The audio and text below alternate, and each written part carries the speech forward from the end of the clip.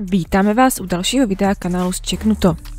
V dnešním videu zůstáváme v regionu Haná. Tentokrát vyrazíme do náměště na Hané. Moc se tedy nevzdálíme od biocentra Véglice, které jsme navštívili v minulém videu. Takže tu budete mít všechno krásně pohromadě v případě, že byste plánovali nějaký příjemný výlet po tomto regionu. Máme však ten pocit, že už musíte být hrozně nervózní z toho, zda jste si v minulém videu zodpověděli kvízovou otázku správně. A shodou náhod se týkala tato kvízová otázka již dnes zmíněného biocentra Véglice. Pokud jste naše minulé video neviděli, nebo byste si chtěli celé video osvěžit, tak ho můžete nalézt v odkazu, který vidíte právě teď. A my už jenom zopakujeme, že kvízová otázka se týkala názvu řeky, tedy konkrétně jak se jmenuje řeka, u které je biocentrum Véglice vybudováno. Bystrému pozorovateli našeho minulého videa jistě neuniklo, že název této řeky byl viditelný hned v úvodu videa, a to konkrétně na mapě. Správná odpověď na minulou kvízovou otázku je tedy řeka Plata. Pokud byl váš tip správný, tak vám moc gratulujeme, a pokud ne, tak určitě nezoufejte. Třeba vám dnešní kvízová otázka sedne lépe. Ale samozřejmě bez toho, aniž bychom se předtím podívali blíže, do náměště na Hané se neobejdeme. Takže jdeme rovnou na to. Čeká nás toho dnes totiž hodně, protože budeme muset procestovat všechna místa v náměšti, která nám aktuálně přišla jako nejzajímavější. Nejdřív se sluší říct něco na úvod o samotné obci. Ne, počkat. Náměšť na Hané není obec, jenže není ani město. Co tedy vlastně je? Náměšť na Hané je městys. Městys musel v minulosti plnit roli spádového městečka pro okolní vesnice. Náměšť na Hané poprvé získala statut městyse v roce 1319. Na tento statut byla povýšena králem Janem Lucemburským, ale v rámci totalitního režimu byl tento statut zrušen. Statut městyse byl náměšti znovu udělen v roce 2007. Z historického hlediska se zde mohly například konat trhy. V náměšti bylo povoleno konat trhy každý čtvrtek. A pravdou je, že v náměšti i v současnosti najdeme takový ten základ, který je potřeba, aniž byste museli jezdit do vzdálenějšího města. Je zde dostupnost autobusové i vlakové dopravy a spousta dalších věcí navíc. Při naší prohlídce náměště na Hané jsme dorazili na parkoviště před kaplí Nejsvětější Trojice. Odtud to není daleko ani za dalšími zajímavostmi, ke kterým se také v tomto videu s námi podíváte. V první řadě jsme však obdivovali krásnou architekturu této stavby, která pochází z 19. století. Ale na jejím místě již v minulosti jedna kaple stála, a to konkrétně ze 17. století, a ta byla přestavěna do současné podoby. Za kaplí se nachází místo s parketem a pódiem, kde se pořádá řada kulturních akcí, například různé taneční zábavy, karnevaly. My třeba osobně rádi vzpomínáme na Jadrošův den, který těšil zejména milovníky piva. Kousek za tímto areálem, potom co přejdete dřevěnou lávku, se nachází pozůstatky hradu. O hradu jsou první zmínky teprve až ze začátku 15. století, ale spekuluje se, že vznikl mnohem dříve. V husitských válkách jej dobilo vojsko císaře Zikmunda, což mu zanechalo jisté šrámy, a koncem 16. století již byl naprosto nedostačující pro potřeby šlechtického sídla.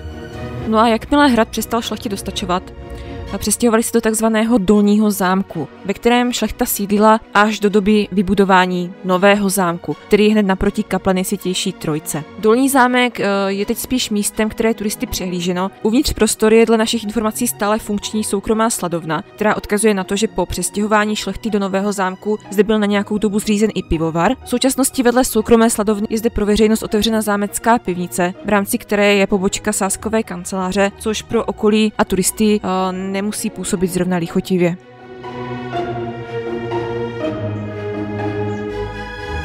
Když se vrátíme zpátky k hradu, ten tedy zůstal díky Dolnímu zámku opuštěný a postupem času chátral. Od 18. století byl rozebírán na stavební materiál, no a v současnosti už jsou po něm patrné pouze zbytky zdiva. Zřejmě vás podobně jako nás na první pohled zaujaly 3 sochy, které odkazují právě na rok 1319, kdy tehdejší český král povýšil náměšť na Hané na městys. Sochy vyobrazují tehdejšího českého krále, rychtáře a kněze a vyřezal je řezbář Pavel Dlabal ze Senice na Hané. Myslíme, že tato část přímo vybízí k zadání dnešní kvízové otázky. Tentokrát bude opravdu jednoduchá, neboť odpověď už tu dnes byla jednou zmíněna. Otázka tedy zní: jak se jmenoval panovník, který v roce 1319 povýšil náměšť na Hané na městys a jehož podobizna v podobě dřevěné sochy, která zde byla umístěna k 70letému výročí tohoto úkonu, nyní tento významný rok pro náměšť připomíná? V příštím videu se opět dozvíte správnou odpověď A také platí, že budeme rádi, pokud nám váš tip sdělíte prostřednictvím komentáře. Případně se můžete klidně podělit i o jinou zajímavost, kterou o Náměšti na Hané víte, a my jsme v tomto videu nezmínili, nebo o jiném zajímavém místě, které bychom měli v rámci našich výletů navštívit. Děkujeme! A teď už pokračujeme dále.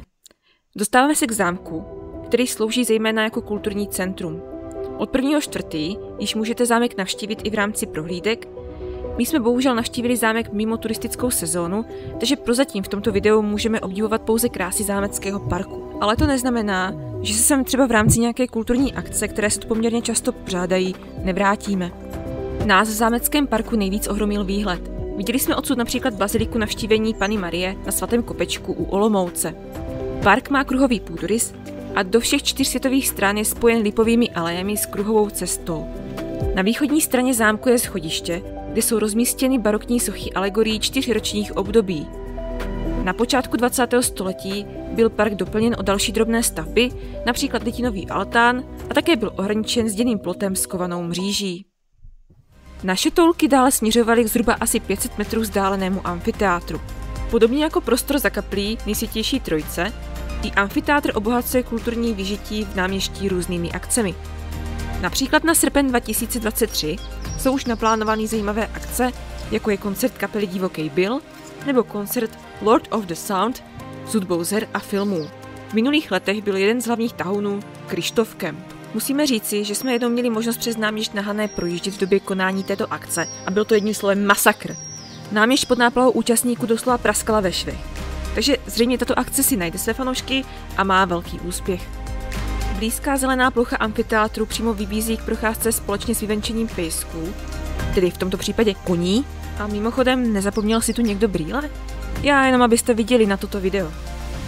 Sice náš výlet až tak úmorný nebyl, protože všechna zajímavá místa z našeho dnešního výletu byla krásně poblíž sebe, ale člověku i po takovém výletu vyschne hrdlo a vyhládne. Tak jsme se odebrali do zámecké restaurace. Restaurace má otevřeno pouze v pátek a o víkendu. Celá restaurace působí takovým retro dojmem a od tohoto dojmu se odvíjí i jídelníček. Vzhledem k tomu, že miluji pivo, tak jsem vyzkoušela alespoň jen to točené. Vždyť se říká, že do žaludku má přijít něco vařeného, že ano?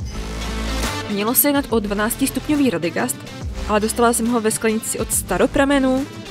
Každopádně místní by si pravděpodobně poklepali na čelo.